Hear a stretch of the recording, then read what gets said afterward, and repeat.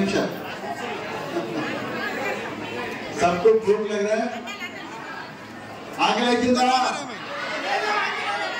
ఆకలైతే అన్నం మెతుకు తినాలా అక్షరాలు తినాలా గట్టిగా చెప్పండి అక్షరాలు తినమంటారు మరి మనమే తిందాం అక్షరాలేనా అక్షరాలు తినిపించాలి మా అక్కలు అమ్మలు ఈరోజు మరి కాగజ్ నగర్ పట్టణంలో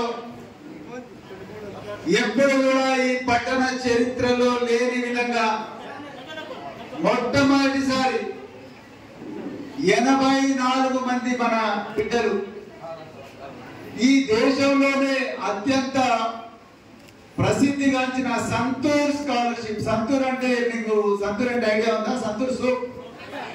సంతూర్ సోప్ అంటే ఈజీగా అర్థమవుతుంది సంతూర్ సోప్ ఏ కంపెనీ అయితే తయారు చేస్తుందో ఆ కంపెనీ విప్రో వాళ్ళు వాళ్ళ ఆస్తులే 20,000 30,000 కోట్లు ఉంటాయి ఆ విప్రో కంపెనీ ఈ రోజు మన కాగజ్ నగర్ సిర్పూర్ తాలూకాలో మన అమ్మాయిల పరిస్థితి ఇంతకు ముందు చూసారు వాళ్ళందరి పరిస్థితి చదవాలని ఉంది కానీ చదువుకోవడానికి డబ్బులు లేవు అన్న బాధలో ఉన్నారు కాబట్టి వాళ్ళందరూ కూడా ఒక మంచి ప్రోత్సాహం ఇవ్వాలని చెప్పి మరి మేము అజీబ్ ప్రేమ్జీ ఫౌండేషన్ అడిగితే ఈ రోజు వాళ్ళు చాలా పెద్ద మనసుతోని తెలంగాణలో 300 స్కాలర్షిప్లు ఇస్తే దాదాపు 100 సిర్పూర్ తాలూకాకే ఇచ్చింది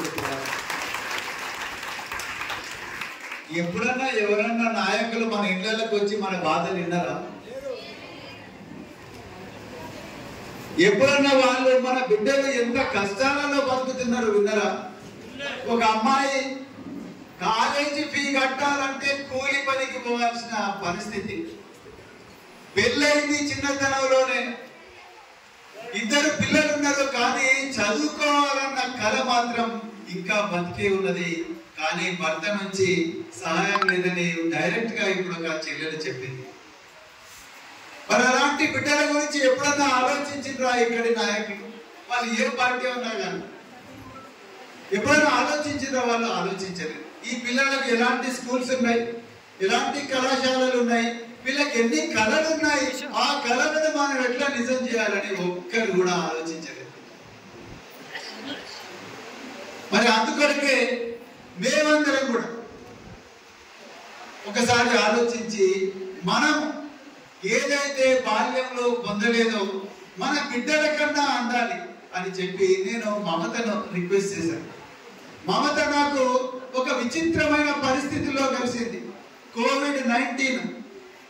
కోవిడ్-19 వచ్చింది దేశం అంతా కూడా లాక్డౌన్ ఉన్నది నా ఆఫీసు ముందు సాయంత్రం 7 గంటలకి 2 అమ్మాయిలు మాస్క్ పెట్టుకొని వచ్చారు కరెక్ట్ 7 గంటలకు హైదరాబాద్ లో వచ్చి నాకు అడ్మిషన్ కార్డు చూపించింది సార్ మాకు ఈ సెంట్రల్ యూనివర్సిటీ ఆఫ్ కేరళలో సీట్ వచ్చింది ఎక్కడ లుంబిని నగర్ ఎక్కడ కేరళ ఎక్కడ కౌటాల ఎక్కడ కేరళ ఇక్కడ నుంచి హైదరాబాద్ పోతేనే కేరళ పోయినంత పని అవునా కౌటాల నుంచి హైదరాబాద్ పోతేనే 7 గంటలు ఆ కౌటాల నుండి హైదరాబాద్కి వచ్చి హైదరాబాద్ నుండి మళ్ళీ కేరళ అంటే అరేబియా మహాసముద్రం పక్కన ఉండే కేరళకు పోవాలి నాకు ఒక్కసారి భయమైంది ఎంత దూరం నుంచి వచ్చింది బిడ్డలని తర్వాత వాళ్ళ ఇంట్లో చూపించారు మిత్రులారా సెల్ ఫోన్ లో వాళ్ళ ఇంటి ఫోటో చూపిస్తే నాకైతే కళ్ళలో నీళ్ళు వచ్చినాయి ఒక రేకుల షెడ్ మరి రేకుల షెడ్లో పుట్టినందువల్ల ఈ పిల్లలు వాళ్ళ కళలన్నీ చంపుకోవాలా అంటే टीना शेड में आप जी रहे टीना शेड में पैदा हो गए लेकिन ख्वाब तो 1000 है फिर करना क्या उसका गुनाह क्या है पैदा तो हो गई गरीबी है मजबूरी है भूखे पेट है लेकिन ख्वाब बहुत ज्यादा है उसका गुनाह नहीं है उसका गलती नहीं है ख्वाब देखना इंसान इंसानियत है इंसान क्या इंसान का फ्यूचर है तो నేను అనుకున్నా రే బాబే బాబు వీళ్ళ గలలు నిజం చేయాలని చెప్పి అప్పటికప్పుడే వెంటనే 20,000 రూపాయల చెక్ ఈ బిడ్డల చేతిలో పెట్టడం జరిగింది 20,000 రూపీస్ ఇచ్చిన ఈరోజు నాకు చాలా ఆనందంగా ఉంది. మా అందరికన్నా గొప్పగా మమత మాట్లాడింది, అవునా కదా? గట్టిగా చప్పట్లు కొట్టండి. మమత మా అందరికన్నా గొప్పగా మమత మాట్లాడింది. ఎక్కడ లుంబిని నగరం, ఎక్కడ హైదరాబాద్ నుంచి కేరళ యూనివర్సిటీ, ఇక్కడ నుంచి ఆమె చదువుకున్నది మన మహారాష్ట్ర బార్డర్ జామ్. అక్కడ నుంచి చదువుకొని అక్కడ నుంచి కేరళ యూనివర్సిటీ ఈరోజు పెద్ద లీడర్ గా వచ్చింది మమత మనమందరికి. నేను చెప్పిన వెంటనే మమత నువ్వు ఏమన్నా చేయి, ఈ సిరిపురం కాన్స్టిట్యూన్సీ లో నాకు 100 మంది అమ్మాయిలను చదివించాలి, వాళ్ళకి స్కాలర్షిప్ ఇప్పించాలంటే ఆమె ఒక్కరోజు కూడా సార్ నాకు ఎంత జీతం ఇస్తారని అడగలేదు. మీరు జాగ్రత్తగా వినాలి మిత్రులారా, నాకు ఎంత జీతం ఇస్తారని అడగలేదు. సార్ నాకేమైనా స్కూటీ ఇస్తారా నేను పోవాలని అడగలేదు. అరే మా సార్ చెప్పిండు, ఒక రోజు నేను కూడా ఇదే పరిస్థితిలో ఉంటే మా సారు నాకు హెల్ప్ చేసిండు.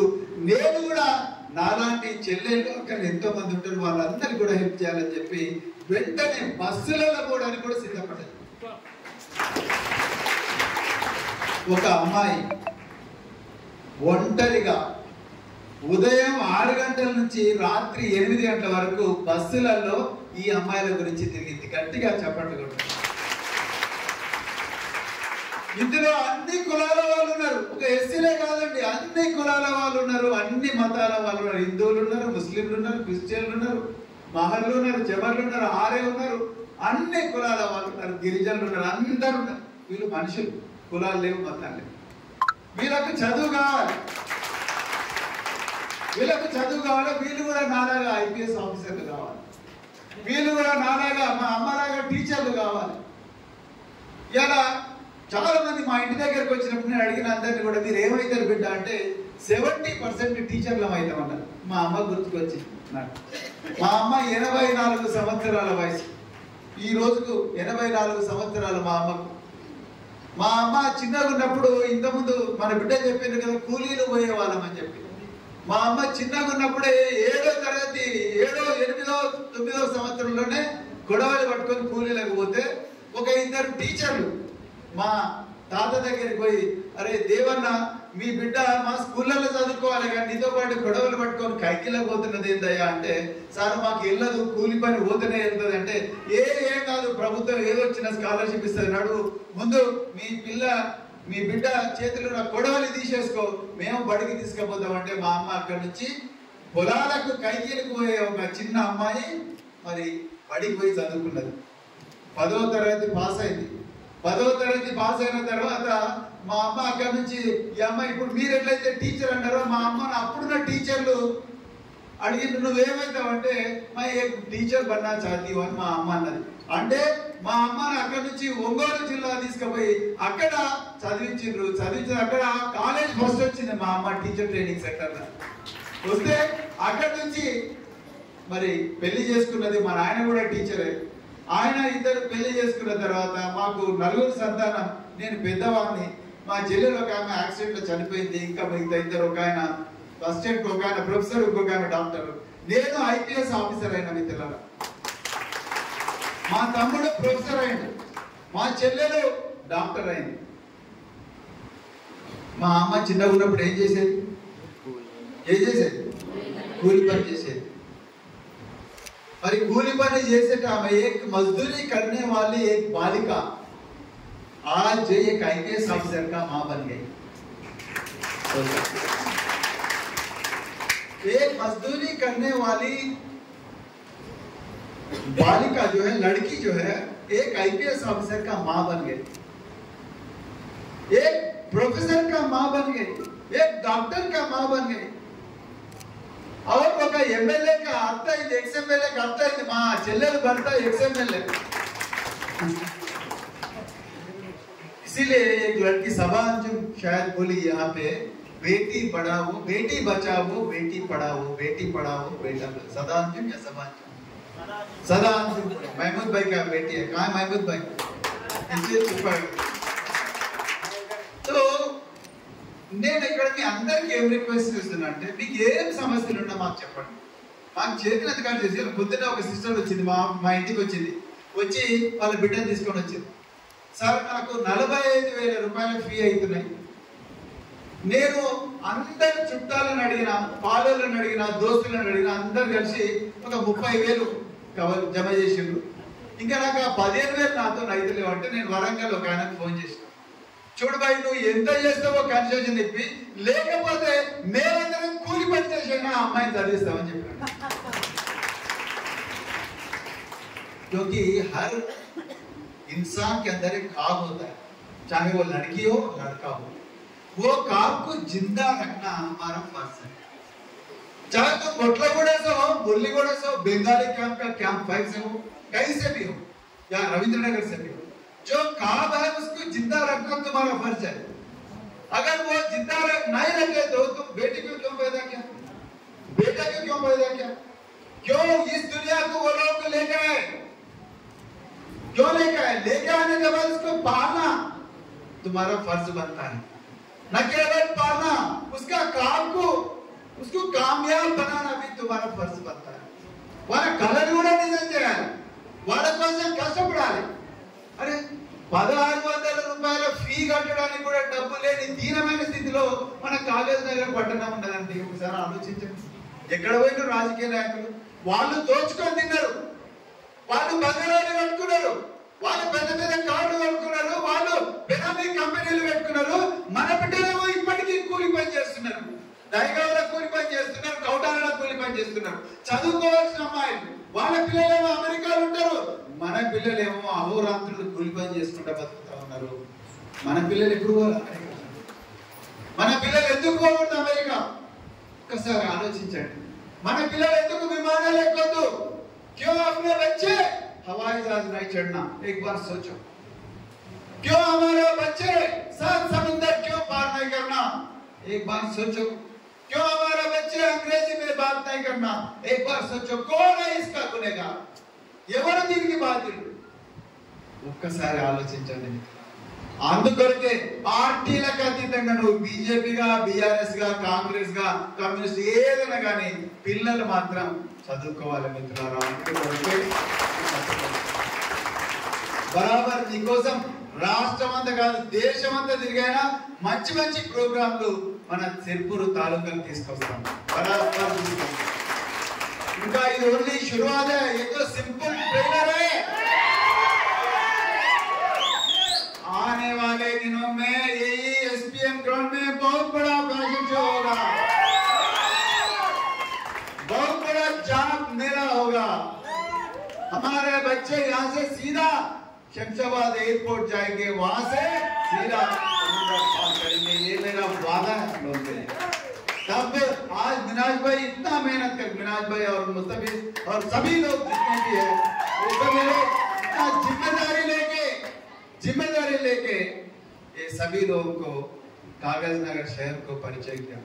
మిమ్మల్ని అందరినీ జులూస్ లో ఎందుకు తీసుకొచ్చినామంటే మీకు చెప్పాలి, ఇది బారాత్ కాదు, ఇది పెళ్లి యాత్ర కాదు.